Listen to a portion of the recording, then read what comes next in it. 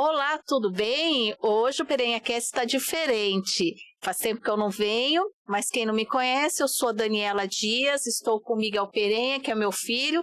Estamos hoje substituindo o Alexandre Perenha, mas com um convidado muito especial, uma entrevista bem bacana, um bate-papo bem legal. Vamos hoje filosofar, vamos falar de sociologia com o filósofo, professor de filosofia, de sociologia, professor Rafael. Tudo bom, Rafael? Tudo bem, Dani, tudo bem, Miguel? Obrigado por me receber. Parabéns por isso aqui. É sempre bom ter um espaço assim de troca de ideias, né? Coisa rara, inclusive. Vamos começar, a gente sempre fala que vamos começar do início, né? Como que começou a filosofia na sua vida? Quem que é o Rafael? Ele é cuiabano, de Chapecruz, ele é pau rodado, como é o costume cuiabano que falam? Olha, eu sou um pau rodado, né? E pra surpresa de muita gente, acho que o Miguel lembra, eu não sou português, eu não sei de onde que as pessoas tiraram isso aqui. Eu ouço muito isso, já ouvi em sala de aula, sempre acontece, em Uber, no supermercado. Eu falo, vem cá, mas você é português? Gente, eu sou de Sergipe, eu sou nordestino, assim, tudo bem que eu tô lá do lado do Atlântico, mas até Portugal tem uma distância. E aí eu gosto de me pensar como um retirante, mas um retirante intelectual. Bacana. Eu sou licenciado em História e vim fazer meu mestrado e meu doutorado aqui na UFMT. E aí, já desde 2015, já comi cabeça de pacu. Ficou pé. Já me apaixonei por tudo isso aqui, sinto saudade. Tava no Nordeste, agora no começo do ano, ver minha família. Mas tem uma hora que você fala assim, aqui é a casa dos meus pais, maravilha. Estou com saudade de casa. Gratidão, agradeço sair daqui, mas a minha casa é onde eu... Engraçado, né? Tipo assim, toda vez que você viaja, você passa um tempo viajando, quando você volta, você fica, nossa, aqui é meu lar. Aqui eu sinto minha que eu sou... caminha, né? É a minha caminha, só minha, meu lençol, minha toalha. É gostoso, né? E por que filosofia, professor? Olha, eu acho que tem uma regularidade. Assim, se você conversar com qualquer professor de carreira, né, sempre tem uma figura que nos antecedeu. Quer dizer, eu tive um professor que era, assim, fantástico. Ele dava aula de história pra gente, lá no Colégio Salesiano de Aracaju. Assim, ele dava para perceber que ele era apaixonado pelo que fazia. Entendi. Não tinha meio termo, ele não tinha meio termo. Ele entrava na sala de aula, ele era tipo um professor que tocava pro recreio, e a gente ficava lá, a gente lamentava, sabe, assim, olhar, pegar o horário da semana, do dia, e ver que tinha aula lá de uma fritada, assim, pelo menos pra mim, era uma alegria enorme. E aí, quando chegou perto dessa decisão, né, estamos aí no SISU acontecendo, mas na minha época também eu fiz vestibular, né, fiz vestibular em 2007. No ano seguinte, o Enem já começou a valer. Então você é vestibular raiz. Eu sou vestibular raiz. Daquele Não estou desprezando o Enem, mas aquela época era diferente, né? Tinha algumas rigidez. Sim. Quando chegou esse momento de decisão, assim, me pareceu até algo bastante natural, sabe? Assim, Entendi. Eu quero ir pro setor da educação. Eu confesso que eu precisei, inclusive, travar uma pequena batalha domiciliar com meu pai, né? Porque eu tive a felicidade de ser aprovado em 3 vestibulares. Olha que bacana. Em História, em Direito, em Psicologia. Meu pai falava, Rafael, você é muito inteligente, você é muito estudioso, você vai ser juiz, vai ser promotor, e eu... Não, eu quero ser professor, né? Mas assim, eu olho pra trás, e aí são as coisas da vida, né? Eu não sei se é sorte, eu não sei também se é uma questão de mentalidade, que eu fui muito decidido para a universidade, mas eu tenho certeza que eu tomei a decisão correta. Assim, que bacana. eu me realizo em sala de aula, desde o trabalho propedêutico, de fato, de sala de aula, tá acompanhando, até o backstage de estudar, de preparar a aula, assim, me divirto bastante. Assim, então, eu não sei se eu consigo me ver fazendo outra coisa. E eu até cursei o bacharelado em Psicologia, propriamente, né? Mas aí quando eu vim para o Mato Grosso para fazer o mestrado, assim, desde então eu não tenho feito nada em relação à clínica, por exemplo. Era o meu maior interesse. Entendi. Porque eu sempre tive muita curiosidade de entender o que é o ser humano. Eu acho que nada mais propício para isso do que a própria história do ser humano. O ser humano é um animal histórico. Né? Nós somos os únicos animais que têm a noção de tempo, por exemplo. A gente se preocupa com o tempo, a gente é ansioso com o futuro, a gente se angustia com o remorso do passado. Né? Então você entender a história do ser humano de alguma forma é desvendar certos mistérios. Disso a psicologia também só vem a acrescentar. Não tinha pensado nisso, né? Já estamos filosofando. Já estamos filosofando. Que o ser humano é o único animal capaz de pensar no tempo, né? Porque os outros é o aqui e o agora, né? São as necessidades básicas: comer, dormir, né?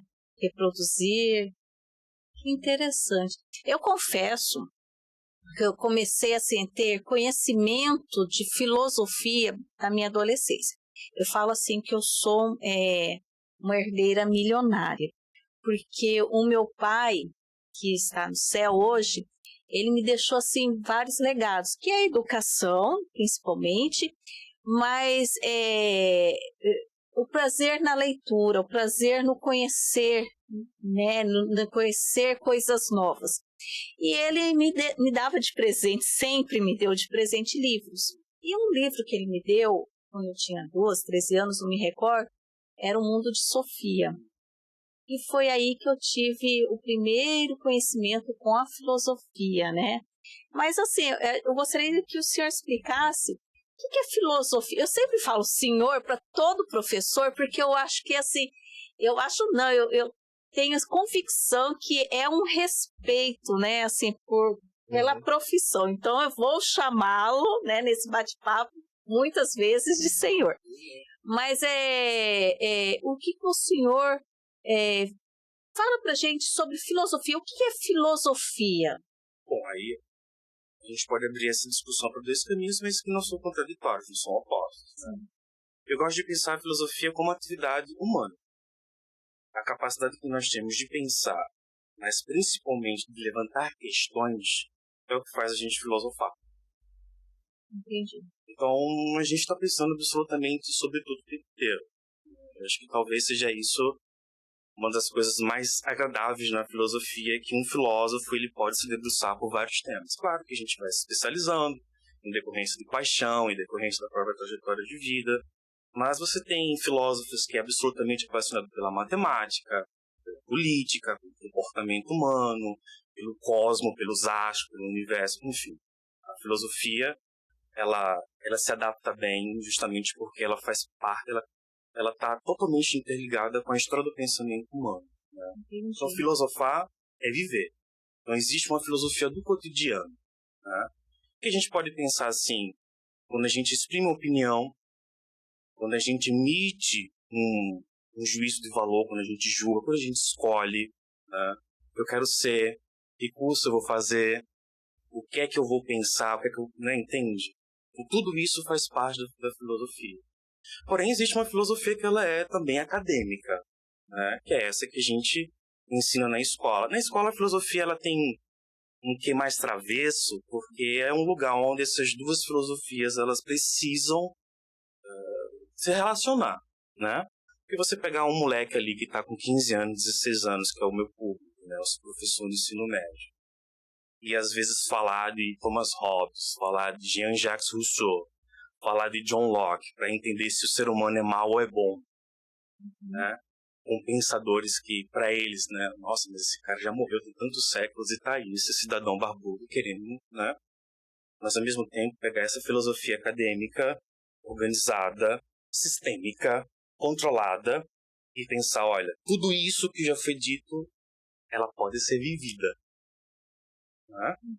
Então, do mesmo modo que a filosofia abre o espaço para o pensamento, para o diálogo, para a troca de ideia, para o questionar, para o criticar, por não aceitar nada simplesmente como dado, ao mesmo tempo ela requer um cuidado, ela requer um método, ela requer uma certa rigorosidade para que a gente não fique também perdendo tempo sobre questões que, sei lá, podem animar uma conversa, mas de repente não justifica o investimento do poder público em um mestrado, um doutorado, né? Ela precisa para ela ser uma ciência, ela precisa ir para uma academia, uma questão mais metodológica. Assim. Mas aí que está a questão. A filosofia, ela não é uma ciência, ela não pode ser uma ciência.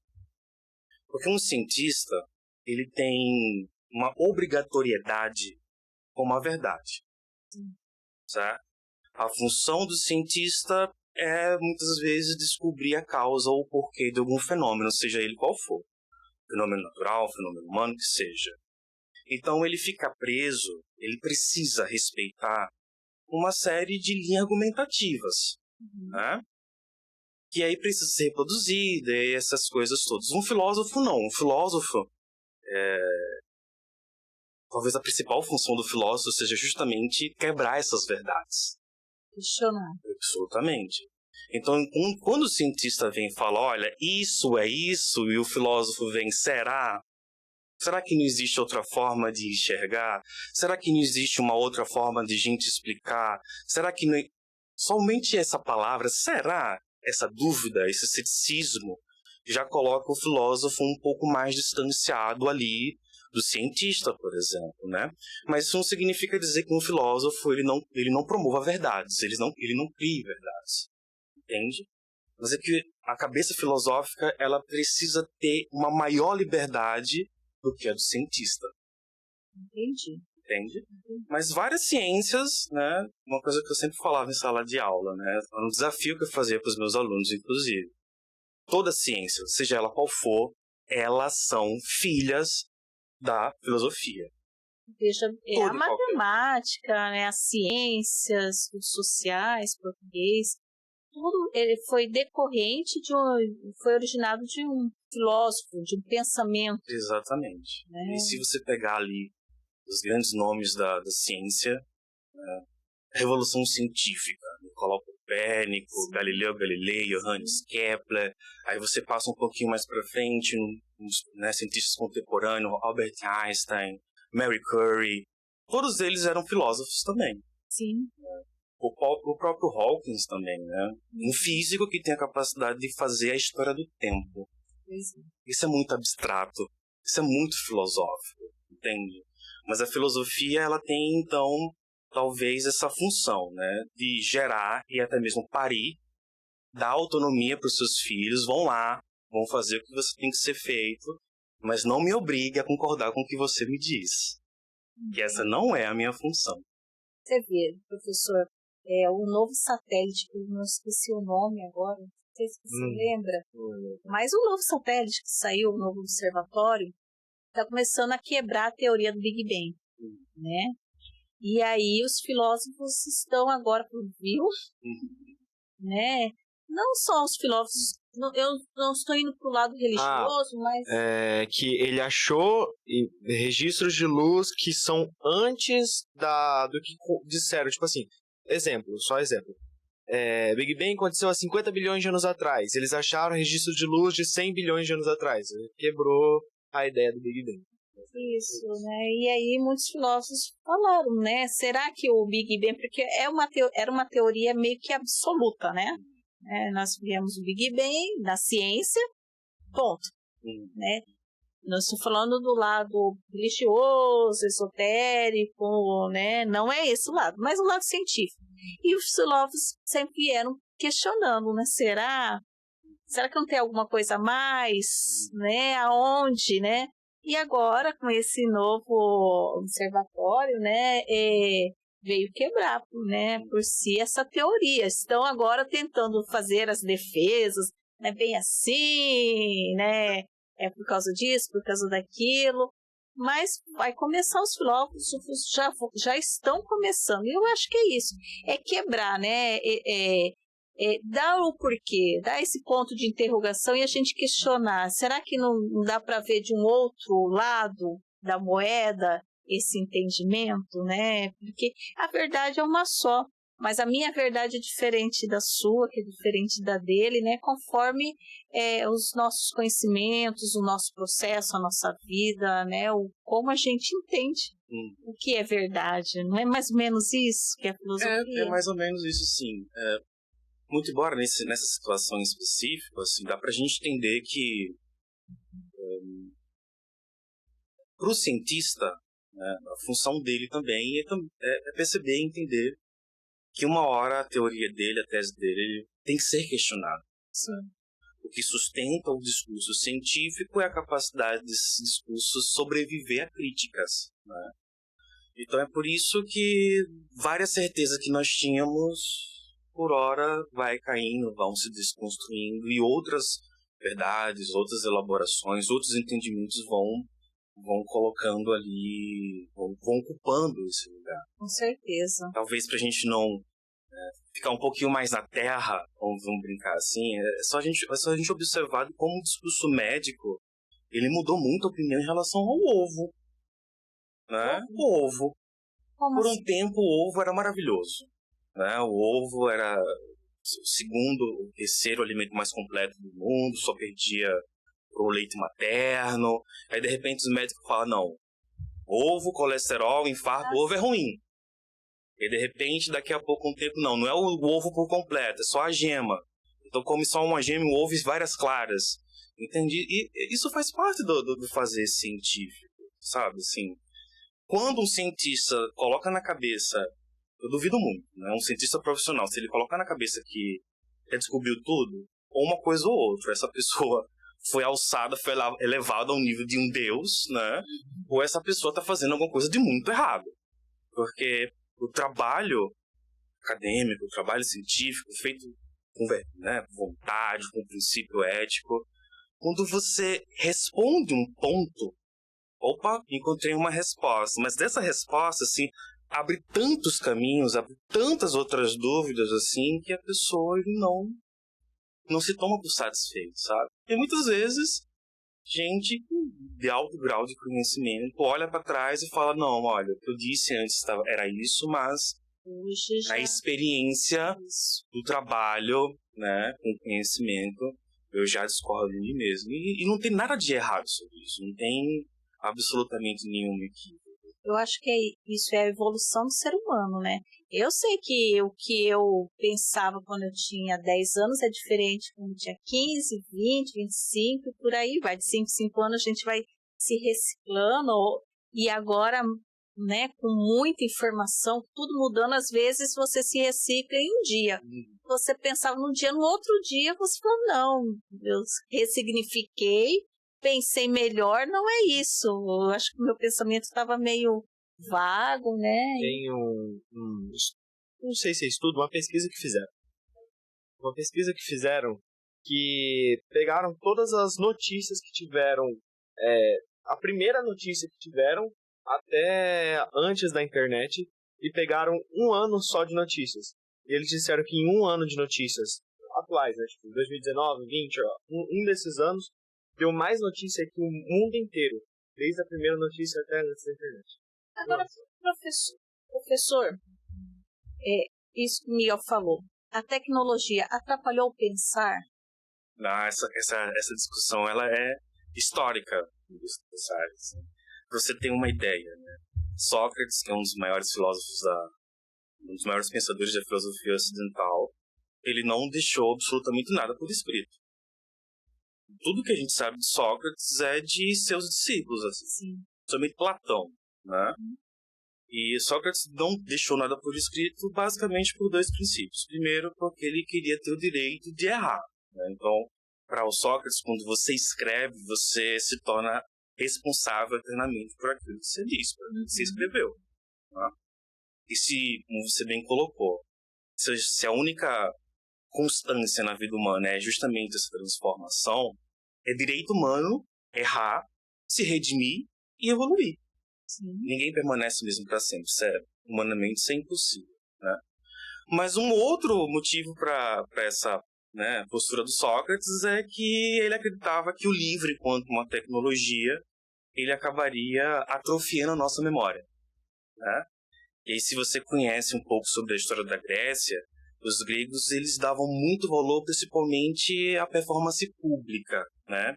Os debates em praça pública, o teatro, a poesia que era declamada em espaço público era tudo de cabeça. Então, para o Sócrates, o livro representava uma ameaça essa para o pensamento humano, né? E hoje em dia é algo praticamente concomitante, né? Quando se imagina a figura do filósofo, automaticamente você já imagina ele com um livro na mão.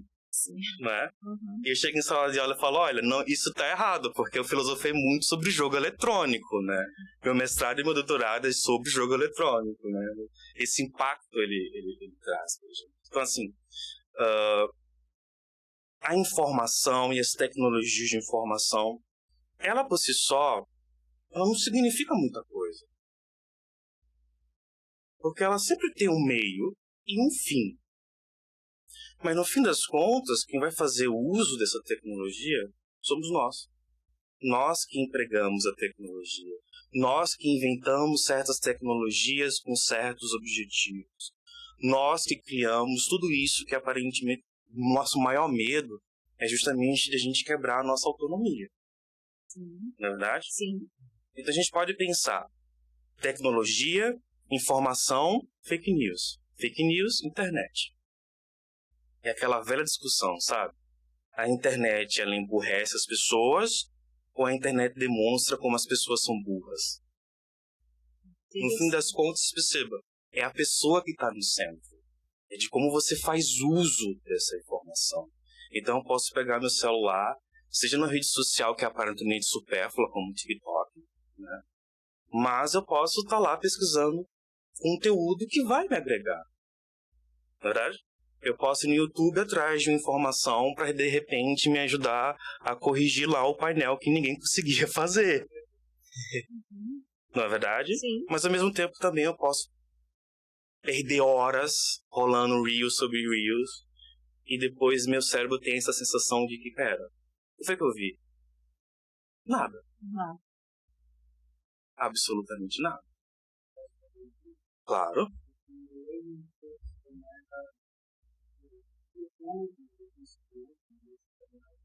A tecnologia em si, ela se aproveita da habilidade do indivíduo. Consumir mais aquele conteúdo. Então, às vezes, assim, a pessoa vai concluir, por exemplo, um certo conhecimento, mas aparece um desenho desperto do cérebro dela que deseja de lá. Às vezes, assim, não é somente a tecnologia, mas como ela funciona. Eu acho que é mais ou menos isso que você falou. Quem está por trás dessa tecnologia? Ela é um carro. Você pode correr a 200 por hora ou você pode seguir as regras de trânsito e se manter vivo, né? E correr o risco. Eu acho que é mais ou menos isso, né? E tem uma outra coisa assim que ele falou, que eu acho que ele menciona, é que é a capacidade do algoritmo da rede social entender o que a gente gosta. E realmente isso é uma coisa um pouco assustadora. Eu tenho uma política que é para mim mesmo, né? É uma política para mim. Eu nunca estou em mais de 2 redes sociais ao mesmo tempo. Certo? O WhatsApp, que é uma rede social, Sim. E ela é obrigatória, né? Se você hoje não tem um WhatsApp, praticamente você não existe. E eu estou no Instagram, certo? Para eu ir pro Instagram, eu saí do Facebook. Entendi. Para eu ir pro Facebook, eu saí do Twitter. E eu não estou no TikTok. E se por um momento eu entender que eu vou lá no TikTok, eu vou sair do Instagram. Entendi. Isso porque, veja, a capacidade que essas redes sociais têm de simplesmente lubriar a nossa capacidade crítica, ela é gigantesca, somente através da propaganda. Né? Alguns anos atrás, você tinha lá um trabalhador médio brasileiro, né? O cara acordava, torce para que time vocês? Para o Vasco da A família Gama, tem um time, ou toquei um assunto meio polêmico, ou não há um... Ele é meio, mas eu sou gigante da colina, Vasco da Gama. Vasco da Gama, vamos nessa então. Eu não gosto de futebol, mas eu acho bonito, eu realmente acho bonita a questão da torcida. O amor, né? O amor. Eu sou uma pessoa que gosta dessa situação. Mas uma pessoa que é apaixonada, né, às vezes o dia, a semana daquela pessoa vai ser determinada se o Vasco da Gama ganhou ou perdeu, justamente porque isso é um componente muito importante para a vida dela. Então a pessoa acorda, sabe que tem Vasco hoje e está com a cabeça no Vasco, vai trabalhar pensando no Vasco, pensando sobre o Vasco, faz aposta no Vasco e, né, e prediz quanto vai ganhar, né?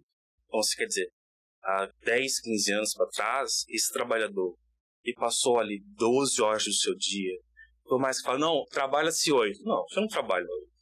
Porque você tem que tomar banho, você se arruma, você pega o trânsito, um ônibus, o carro, o almoço. Tudo isso conta no mundo do trabalho, né? Aí você sai de casa 6 horas, 7 horas, chega em casa ali 7, 7 e meia, 8 horas para assistir o seu jogo, né? E aí antes, só existia um meio de comunicação comum a essa galera, aquela televisão, né? Então ele chega, comia, ligava a televisão. Tava passando o jogo do Vasco? Não. Tava passando primeiro uma novela, né? E ele ficava assistindo a novela. Por mais que ele não quisesse assisti-la, mas ele era obrigado, se quisesse, então, assistir o jogo do Vasco. E de uma novela ou outra, né? O que acontece? Propaganda. As próprias novelas, né? Todos esses produtos culturais, séries, filmes, também têm uma premissa ideológica que essa pessoa ela é exposta, certo? E aí, mesmo quando começa o jogo, o que acontece com o jogo? Marca pra tudo que é lado. É Adidas, é Nike, é aquilo, marca de não sei o quê. Então ela já é exposta a esses patrocinadores, certo? Aí a gente pode pensar, não, Rafael, mas hoje em dia ninguém é obrigado mais a assistir televisão, né? Eu não assisto mais televisão, né? Televisão basicamente é o meu PlayStation 5, Netflix, HBO, acabou. Não tem propaganda nesses lugares, tem? Não. Não tem. Indireto, né? Tem, indiretamente. E as redes sociais entenderam muito bem isso. Né? Porque não existe nenhum preço que se pague pelas redes sociais. Por mais que o Elon Musk agora e o Zuckerberg colocou verificado, né? Basta pagar, né? Mas em tese qualquer pessoa vai ter acesso ao Instagram, Facebook, seja, sem nenhum custo. E no entanto são empresas bilionárias, poderosíssimas, diga-se de passagem. Então se a gente não paga e no entanto a gente consome, ao mesmo tempo nós somos consumidos. Com certeza. Então as redes sociais, o que ela entende, né? Enquanto se eu estiver lá no YouTube, simplesmente explorando, se eu pegar um conteúdo que me contrarie, uma posição diferente minha, politicamente falando, moralmente falando, eu vou fechar o YouTube e vou fazer outra coisa, né? Sim. Então, se eu não estou sendo exposto ao conteúdo, também não estou sendo exposto à propaganda e eles lucram menos. Não é verdade? Então, essa mesma lógica se aplica ao Instagram, ao Twitter. Ele precisa te manter ali preso e consumindo. Ele precisa entender qual é o que você gosta, o que você gosta, qual é a sua bolha. Então, através das curtidas, através do salvar, através do compartilhar, através do comentário, essas redes sociais conseguem mapear perfeitamente qual é, vamos dizer assim, a nossa preferência. E a gente é exposto constantemente a isso. Eu tenho medo. Vou dar um exemplo. Banal. Mas eu estava querendo entrar em 2024 geração fit. Falei, não vou mais comer bolo, porque eu adoro bolo. Vou comer agora bolo sem trigo, daquele bolo de banana. E aí apareceu no Instagram uma receita e eu encaminhei para o meu marido para salvar lá, para depois eu fazer a receita. Nossa, eu fui bombardeada com receitas logo em seguida. Meu Deus, que loucura é essa? Aí eu falei, eu não quero mais fazer esse bolo, pelo amor de Deus, tô com medo. Eu fiquei com medo. E aí a gente vai filosofando. Eu falei, mas que loucura é essa? De fazer com que o ser humano consuma um determinado produto. É um bolo, uma receita de bolo. Mas poderia ser uma coisa letal, intelectualmente falando, moralmente falando, né? E aí abala, né? Toda uma estrutura, seja da pessoa e dos seus, né? Da família, porque é complicado isso. Eu tenho medo. A internet em si, hoje, ela diz que tem lei, mas não tem lei. Hoje você encontra tudo na internet, basicamente. O que você quer encontrar, você procura e acha. Então, tipo assim, é impossível você dizer que a internet vai fazer o bem. A internet faz o mal. Não existe isso. O que existe é o que a pessoa vai procurar. E, tipo, se você assiste um vídeo lá, aqui do Perenha Cast, começa a assistir um vídeo e fica 1 hora no vídeo, o algoritmo vai entender que você gosta do Perenha Cast, vai começar a te recomendar o Perenha Cast até você parar de querer assistir. Se você assistir pouco, você entrou no vídeo. Assistam o Perenha Cast. 1 hora, por favor. Ajudem o Alexandre Perenha. Se você entra e assiste 1 minuto do vídeo e sai, o YouTube já entendeu que você não quer assistir o programa. Então ele para de te recomendar pro público. Então é isso que é a medida que eles usam. Tipo, você gostou? Assista. Toma vídeos relacionados ao que você gosta. Não gostou? Então não tome esses vídeos. Assista outros vídeos aqui. Tem isso, tem... Porque hoje, como eu disse, a internet tem infinitas possibilidades. Então, as pessoas hoje, por que elas ficam presas na internet? Porque ela vai achar algo que ela gosta ali. Não tem como ela não achar algo que ela gosta. Então, tipo assim, a pessoa que gosta de academia, ela vai achar. A pessoa que gosta de carro, ela vai achar. A pessoa... Tudo. Então, tipo assim, é fácil para essas grandes empresas segurar a pessoa ali. Partindo dessa premissa, uma pergunta antiga, mas que eu gostaria que você me respondesse. O homem é o produto do meio? Existem vários fatores que vão anteceder e até mesmo transcender esse meio. Mas, assim, eu particularmente sou uma pessoa muito empirista. Eu particularmente entendo que a principal característica da natureza humana é se adaptar à realidade que ele vive, os estímulos que ele recebe no meio que ele está. No entanto, o ser humano não é uma máquina. Ele não é a inteligência artificial que é programado e nessa programação ele vai adquirir uma linguagem e nessa relação input e output, estou falando ok, né? Você que foi o nerdão, disseram pra mim que você que é o nerdão. E nessa relação de input e output, a resposta a esses incentivos sempre serão os mesmos, porque trabalhar com o ser humano é você lidar com inúmeras possibilidades. Então entende-se que uma família, mesmo pai, mesma mãe, 2 irmãos, mas são pessoas totalmente diferentes. Gênios, inclusive, que estavam na mesma família, com os mesmos professores, com as mesmas colegas, eles acabam se tornando pessoas diferentes. Né? Como é que a gente explica isso? É o que é humano. No entanto, né, o meio, ele tem sim a capacidade de fazer aparecer certos traços de comportamento e de pensamento que uma pessoa que não foi exposta a determinados incentivos, ele não vai aparecer. Entendi. Isso, inclusive, é uma questão que a própria biologia ela traz um pouquinho corrobora com essa tese, né? Que é justamente o fator genético, né? Você ter o gene, você ter o dado ali no seu organismo, não significa dizer necessariamente que você vai manifestá-lo, entende? Diabetes, o próprio câncer, que são doenças que o discurso médico vem demonstrando que existe sim uma regularidade de famílias e pessoas que tiveram determinado tipo de câncer, os filhos e os descendentes têm esse gene passado. Assim, né? O alcoolismo. Né? A biologia demonstra que existe o gene do adicto. Né? Então, se de repente eu vim de uma família onde meu pai, ou minha mãe, meu tio, uma tia, meu irmão, uma avó, ele se deparou com uma situação de vício, de álcool, de droga, eu preciso prestar atenção a esses sinais, não é? Será que existe essa característica em mim? Mas perceba, o fato de eu estar suscetível não significa dizer que eu vou obrigatoriamente passar por esse tipo de experiência. Né?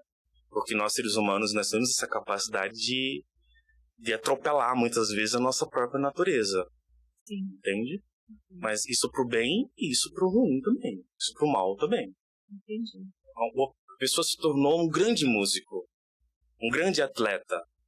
É aquela velha discussão. É dom? É vocação? É filho de peixinho mas, fauna. A gente pode pensar assim, não, mas tem uma galera realmente que são extraordinárias. Né? Dá pra pensar que, sei lá, Cristiano Ronaldo, Messi, Neymar, são pessoas que são realmente, assim, de um outro nível, né?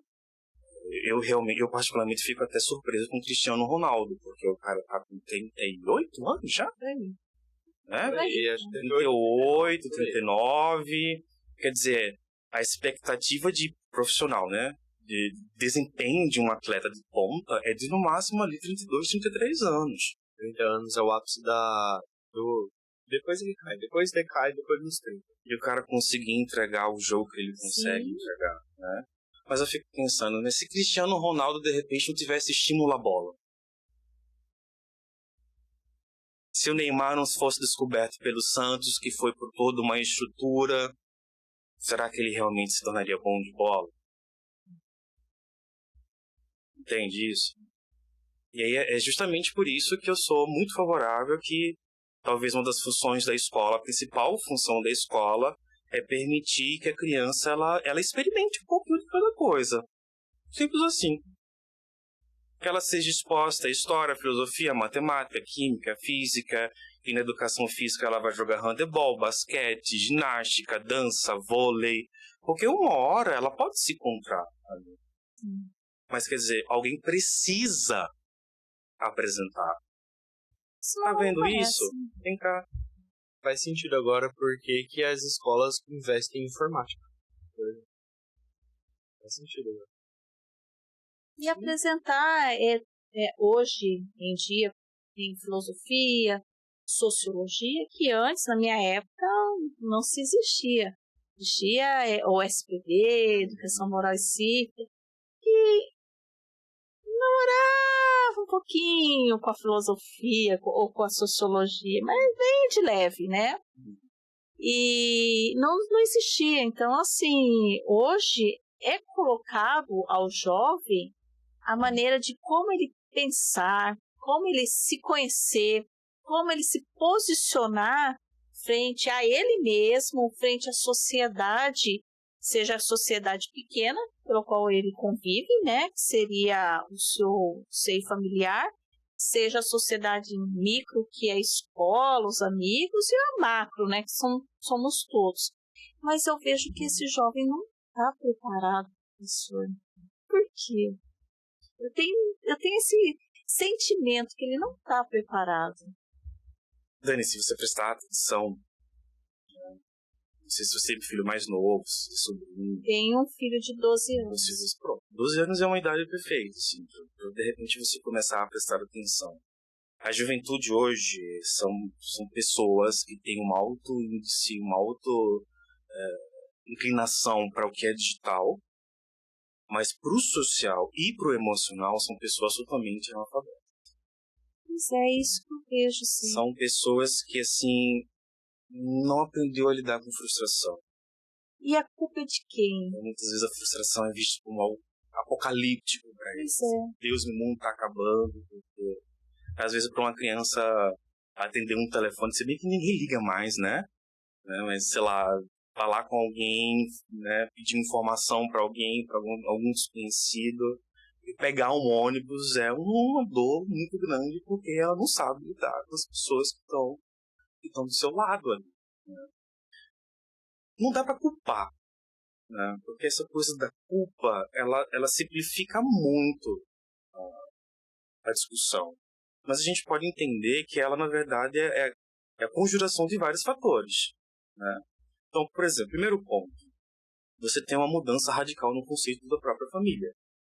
Né? Sim. Hoje em dia, casais que têm filho, tem 1, 2, no máximo 3. Antigamente eu sou a prova disso, né? Éramos 4. Tudo bem que foi um acidente, né? O seu filho tem porão, já não era pra ter 4, nascido. 5, 10. Exato. Então, quer dizer, além dessa casa mais cheia, você tinha aquela família estendida muito presente. Normalmente a mãe estava em casa, aí tem a avó, tem a tia, e essas pessoas conviviam ali num espaço onde a relação humana era mais sincera, né? Quando a família ela vai ficando cada vez mais reduzida e ao mesmo tempo ganhando outras características, o pai trabalha, mas a mãe também tem que trabalhar. Claro, tem que trabalhar. E essa criança fica onde? Muitas vezes vai ficar na casa da avó, mas a avó é a avó, gente, né? A avó muitas vezes ama, mas não tem mais disposição, mesmo que queira, mas não sabe lidar com aquela criança, né? E é por isso que muitas vezes a criança vai para um lado mais digital. Que aí nesse ponto é até perigoso, né? Porque você não sabe que tipo de conteúdo essa criança, não só o conteúdo, mas que tipo de interação essa pessoa tá, né? Porque tá lá um molequinho, uma guria de 7, 8 anos no YouTube, vendo simplesmente alguém jogando lá um Minecraft, um Roblox. Mas o chat é ao vivo. E ali você tem pessoas, que é uma questão que é bem interessante, que ainda nós não somos, de fato, assim, civilizados na internet. A gente vê um nick, a gente vê uma arroba e é incapaz de saber, de pensar que ali existe um ser humano e ridiculariza, e xinga, e humilha, né? E essa criança, ela tá ali totalmente exposta a esse tipo de coisa, entende? Então, a gente pode pensar, a sociedade mudou, a família mudou bastante, então, nesta lógica, o indivíduo vai mudar também. Ele vai mudar. Ele vai. Não tem pra onde você sair. Mas ele mudou, eu vejo assim que ele mudou drasticamente. Eu estive aqui conversando com uma diretora de escola e ela falava assim que os costumes, né, se mudavam assim de décadas.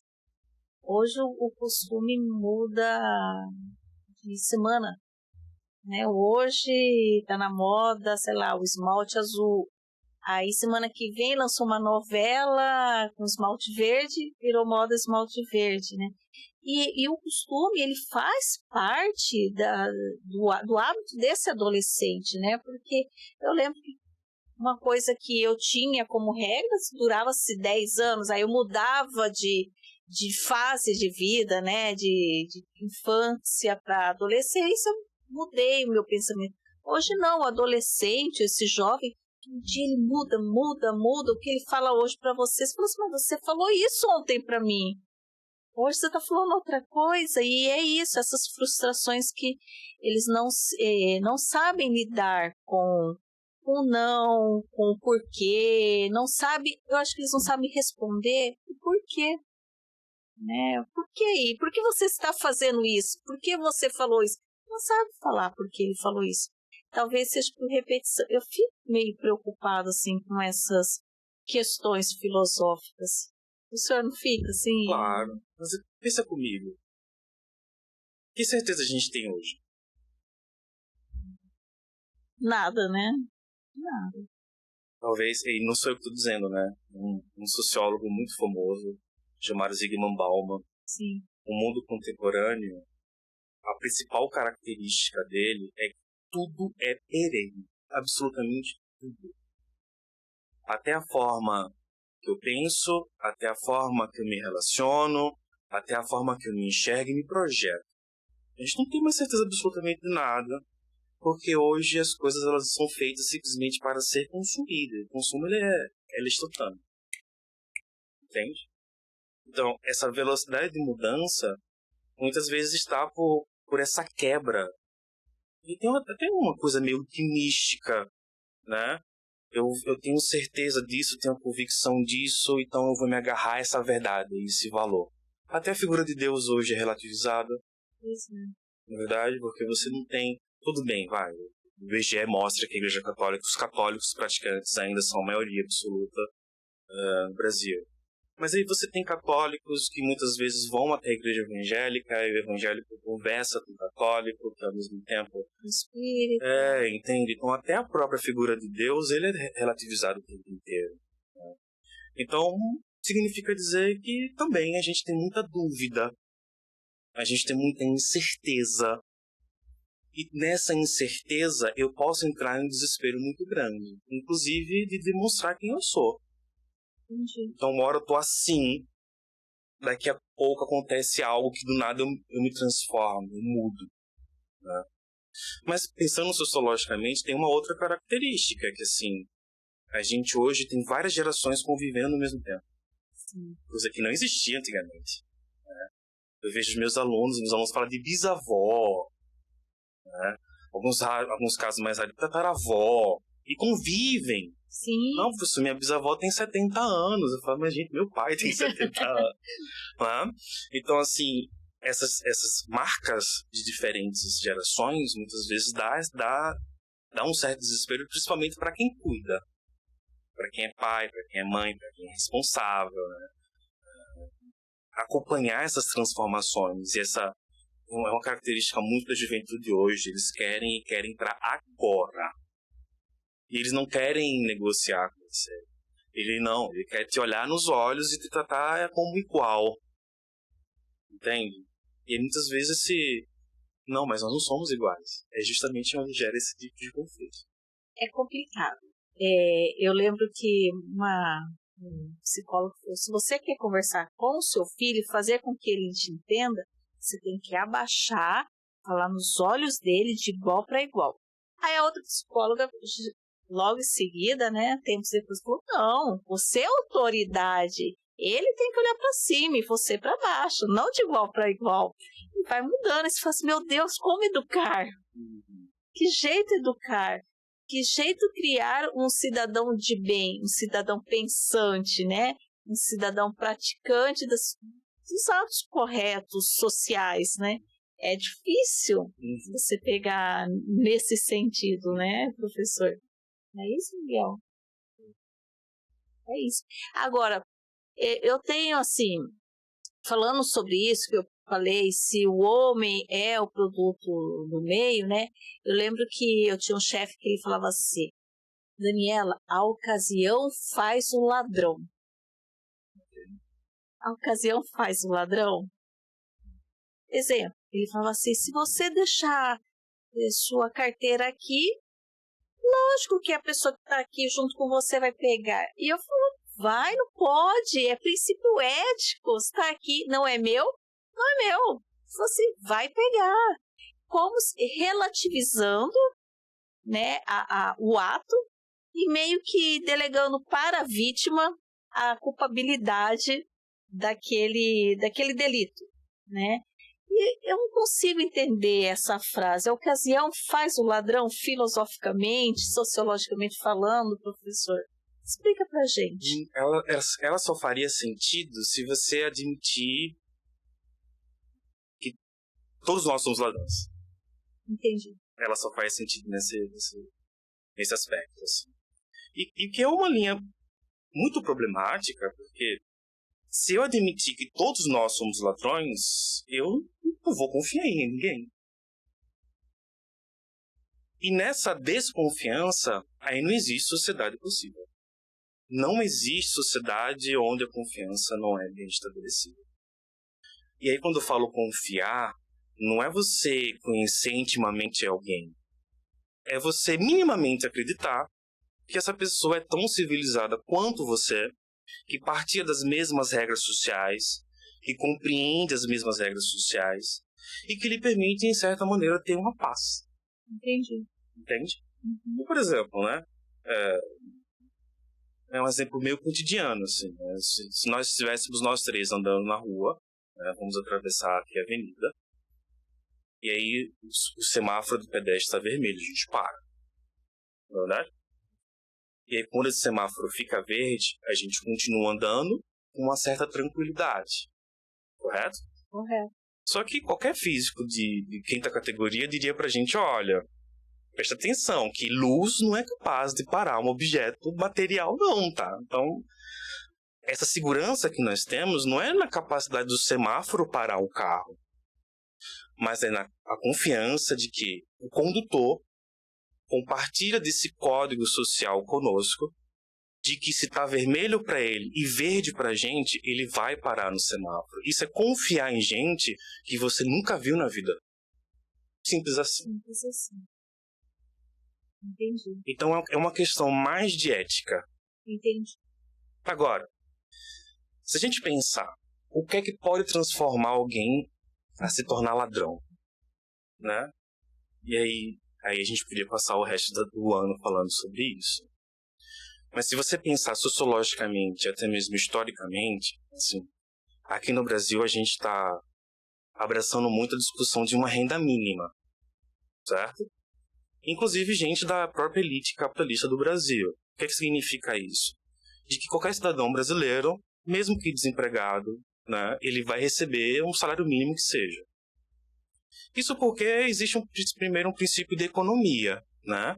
Um capitalista, ele entende que se um país ficar muito desigual, se enriquecer muito, essa riqueza está sendo tirada de algum lugar. Então, os outros vão empobrecer. E quando a parcela consumidora empobrece, ela para de consumir. Se ela não consome, eu não vendo. E se eu não vendo, eu não tenho lucro. Então, a gente precisa equilibrar. Esses caras já entenderam isso. E, por último, é para você não deixar, né, que um indivíduo ele entre em um ato de desespero. Entende? Sim. É que ele consiga entender, por exemplo, assim, que, eu vi uma carteira que tem R$100 aqui, vai. Que é diferente de você achar R$100 na rua. Mas tá lá o dinheiro que é perfeitamente rastreável, que é perfeitamente... Eu vou me sujeitar, né, a perder essa malha social que me ampara por causa de R$100? Não vou. Absolutamente não vou. Agora, se eu vivo numa sociedade que literalmente diz pra mim assim, se vira. Se eu tiver condições, se eu tiver herdado uma estrutura social, eu vou seguir em frente. Mas quanto mais vulnerável socialmente eu sou, mais suscetível a esse comportamento desviante eu fico. Entendi. Entende? Entendi. Mas é claro que assim, eu preciso fazer um adendo. Eu não sou muito favorável a esse discurso de que então é uma vítima da sociedade, porque eu realmente acredito que todo e qualquer ser humano ele tem consciência. Sim. Todo e qualquer ser humano. Em última instância, é resultado da nossa própria escolha. Sim. Para mim é sempre assim. Mas eu digo isso porque eu realmente tenho fé em ser humano. E ao contrário do seu chefe, eu não acredito que a ocasião faz o ladrão. Eu também não acredito. Mas, enfim. Agora, encerrando, porque a gente já está indo para os minutos finais, parece que não, mas já está quase uma hora de fazer duas perguntas. Primeiro, eu gostaria de saber o que é fascismo. Que muita gente fala hoje em dia na internet, que fala muito na rua, fala fascismo. Eu gostaria de saber o que é fascismo. Pode ser resumido, assim, especificamente do que é fascismo. Primeiro assim, o fascismo ele é uma experiência política, ideológica, localizada tipicamente no século XX. Tá? Isso porque o fascismo europeu, o fascismo italiano, a gente teve uma experiência próxima do fascismo com Getúlio Vargas aqui no Brasil, mas ela é típica de uma sociedade plena do século XX. No entanto, a gente consegue perceber eco desse fascismo, certo? O fascista é aquele que tem uma certa aversão ao que é diferente. Ele tem uma certa aversão de tudo aquilo que possa representar o diferente dele, por si só. E é por isso que são pessoas que acabam levantando a bandeira em torno da tradição. Né? O ufanismo, que não é o patriotismo, o ufanismo, essa coisa exagerada, os símbolos nacionais, essa coisa exagerada de uma certa força de um povo que precisa se erguer, combater, e aí no caso alemão, né, até mesmo matar, torturar, exterminar, né? Hitler era fascista ou nazista? Hitler é nazista, mas voltando para o século XX, se eu pudesse ser assim, bem sintético mesmo, a diferença fundamental do nazismo pro fascismo é que na Alemanha nazista você tem o Holocausto, que é uma experiência que não houve, por exemplo, no fascismo. E não significa dizer que os fascistas italianos, principalmente Mussolini, tivesse alheio ao que tivesse acontecendo na Alemanha, certo? Mas o nazismo, ele institucionalizou, né? Ele pegou um Estado, no caso o Estado alemão, e transformou todas as instituições públicas em máquina de matar, tomando como alvo justamente aqueles que entendiam-se como inferior, como aquele que precisa ser eliminado.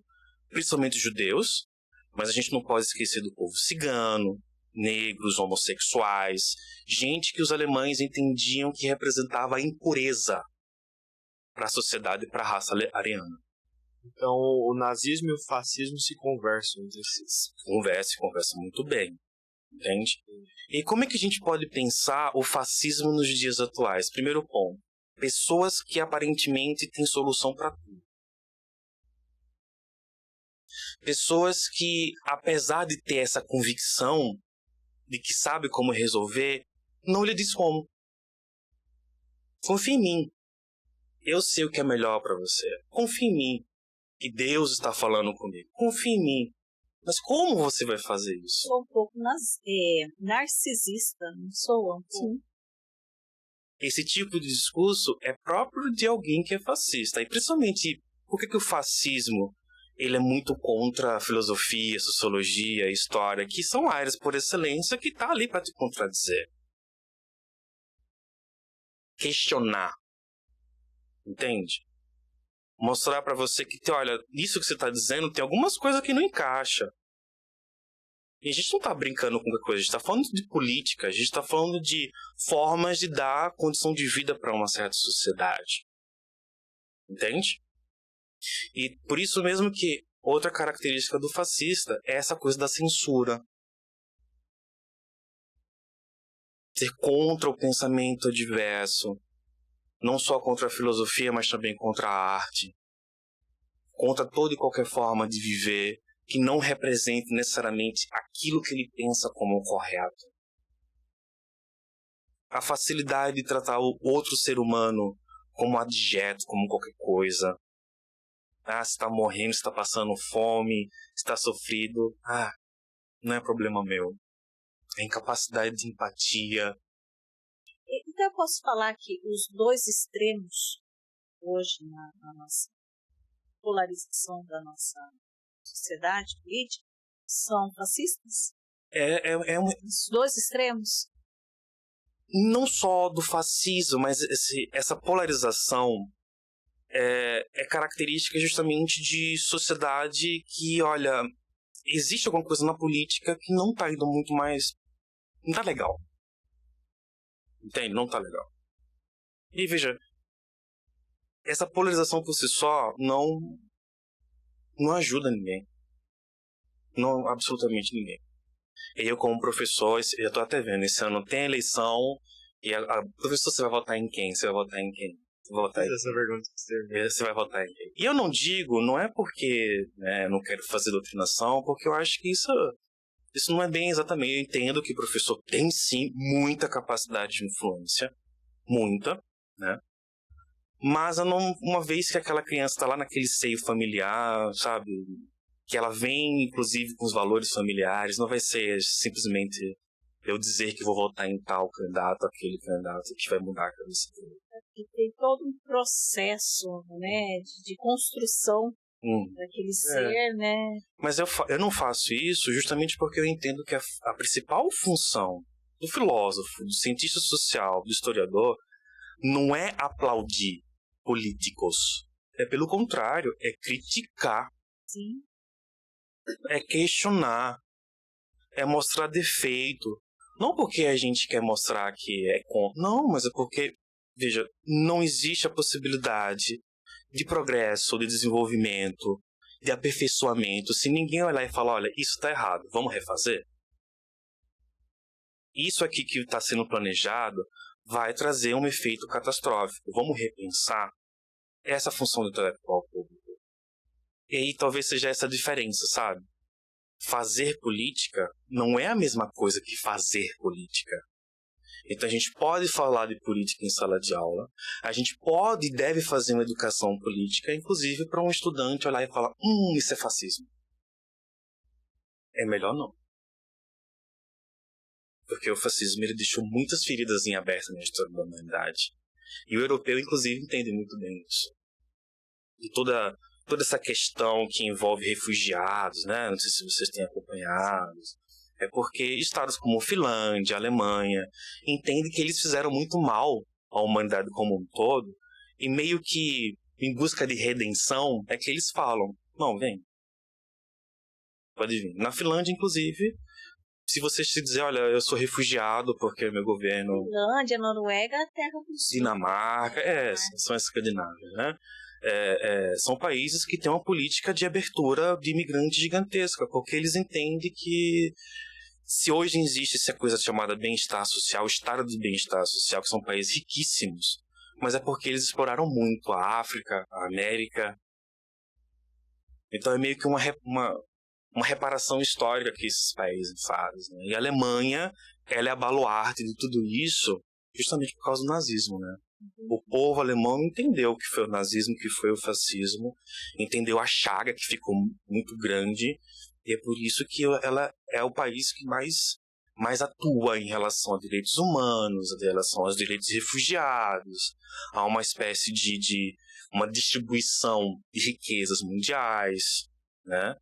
Combate à fome. A Alemanha é um país que dá o exemplo de como isso não significa dizer que não existe fascista na Alemanha, que deve existir, com certeza. Não significa dizer que a Alemanha, o Estado alemão, por si só, vai conseguir acabar. Mas existe um esforço para silenciar essas pessoas. Então, na Alemanha, você fazer uma saudação nazista, você vai para a cadeia. Você levantar a bandeira fascista ou nazista, você vai para a cadeia. Entendi. Eu acho que até no Brasil não é crime, mas... Na verdade, é crime contra a humanidade. A Corte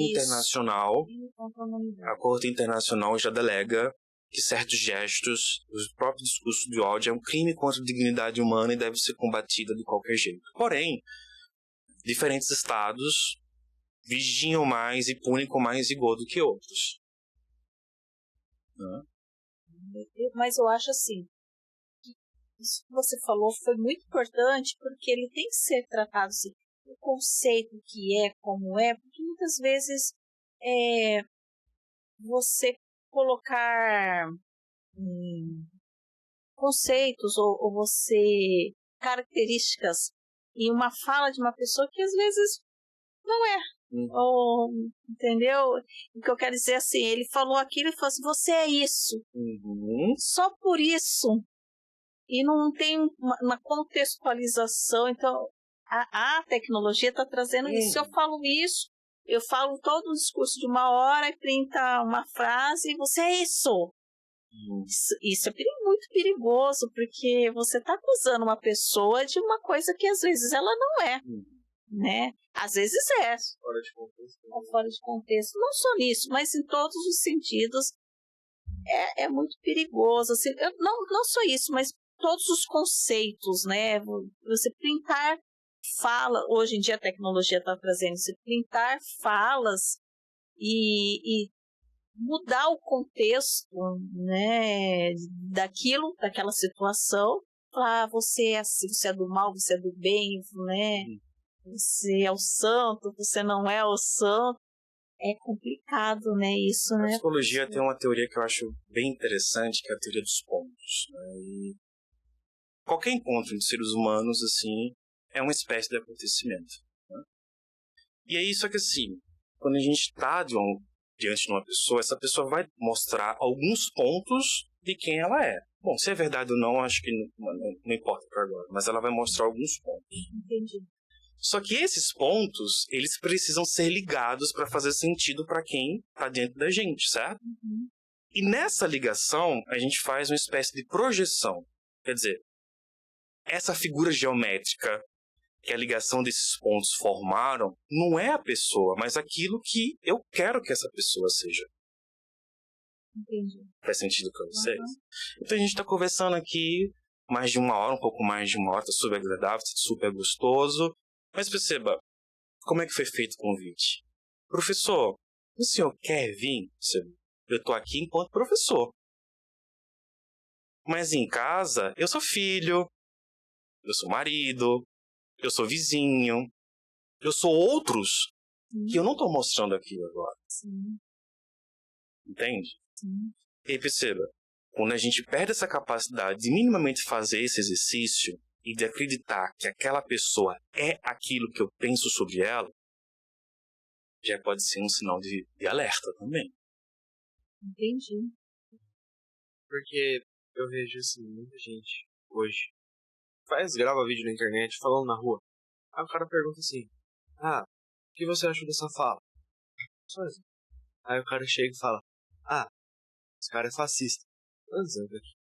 Aí o cara chega e fala, tá bom, e o que é fascismo? Aí a pessoa, então, né? Deixa pra próxima aí.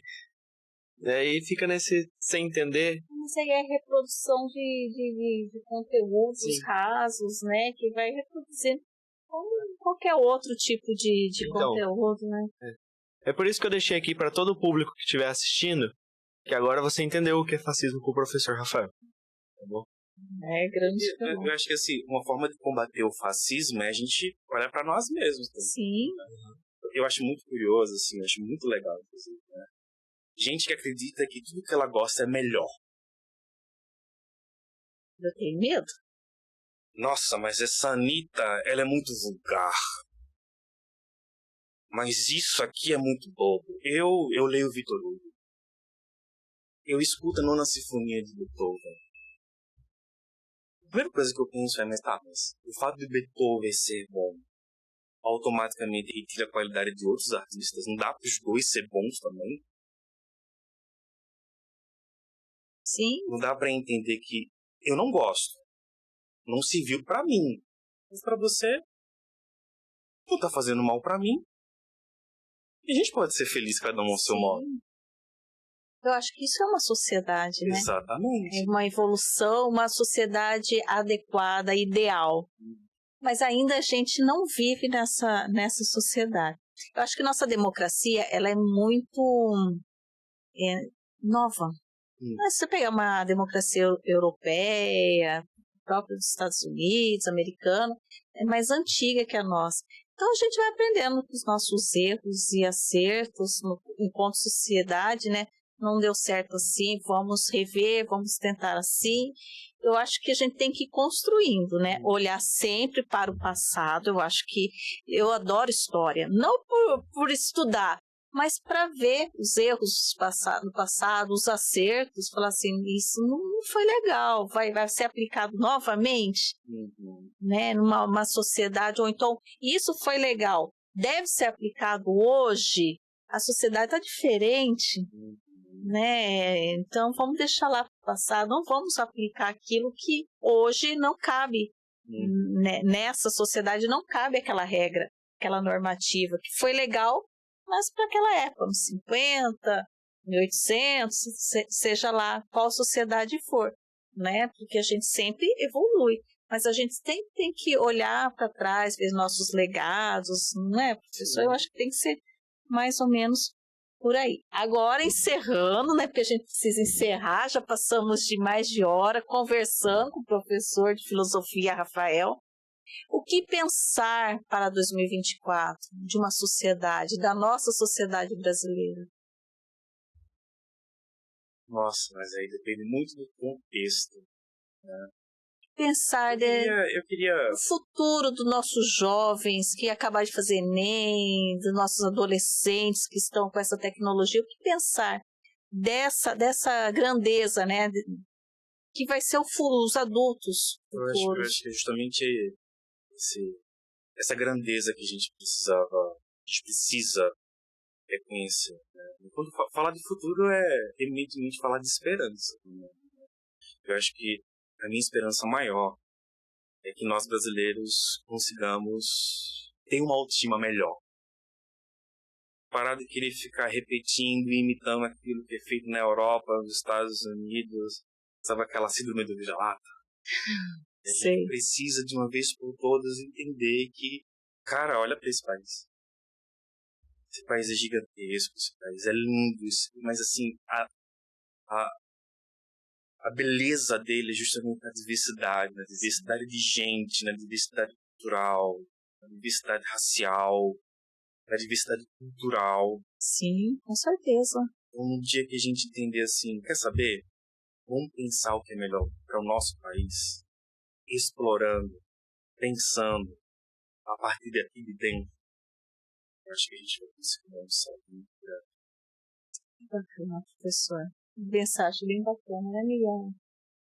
Gostaria de agradecer ao professor Rafael por esse bate-papo filosófico, né? Falamos sobre vários assuntos, né? Foi interessante, enriquecedor, professor. Muito obrigado. Gostaria de fazer algumas considerações finais. Não, acho que só para agradecer mesmo, mais uma vez, parabenizar pela iniciativa, né? E a belíssima final de um diálogo franco, sem pauta. Sem pauta, é isso mesmo. Aqui é sem pauta, aqui é um bate-papo.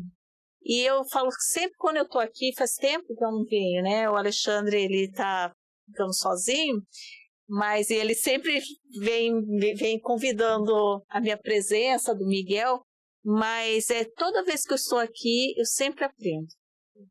E isso é muito engrandecedor para quem está do lado de cá, aprender o conteúdo dos nossos convidados. Hoje eu aprendi muito, espero que as pessoas que vão nos assistir, né, que estejam nos assistindo, também aprendam e se deliciem com essa aula de filosofia do professor Rafael, tá, professor? Muito obrigado, né? Que tenhamos umas próximas vezes, o convite vai ser estendido por umas próximas oportunidades, né? Alguns temas aí que vão ter políticas, entre outras, o senhor vai ser convidado novamente para vir aqui. Muito obrigado. É isso, PerenhaCast de hoje agradece e está finalizando. Tchau.